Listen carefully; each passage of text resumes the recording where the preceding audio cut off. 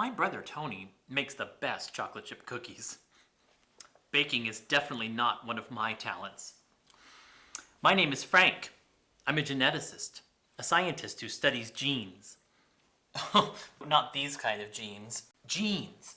Those tiny things in the nucleus of nearly every cell in our bodies. We inherit half of our genes from our mother and half from our father.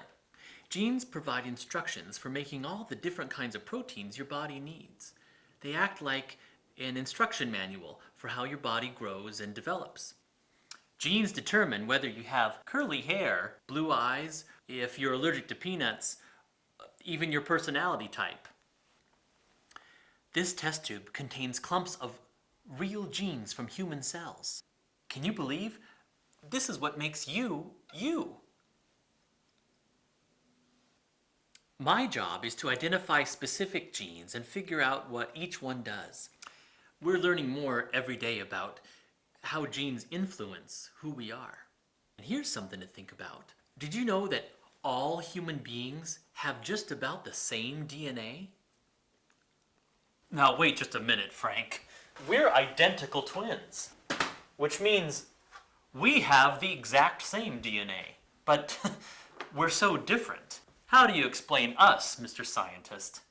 Well, here's how this humble baker sees it.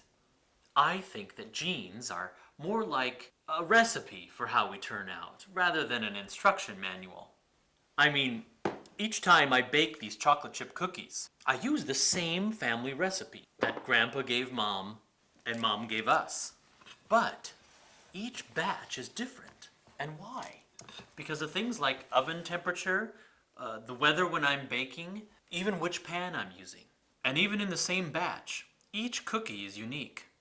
Just like me and my brother Frank. Same parents, same genes, different guys.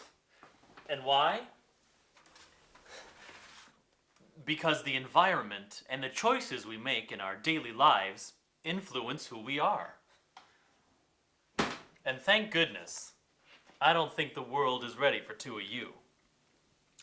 I think it's lucky for you, you make such good cookies. But actually, you're on the right track, Tony. These influences you're talking about do affect how our genetic recipe turns out. It is a combination of our genes and those other factors, like our diet and where we live, that shape who we are.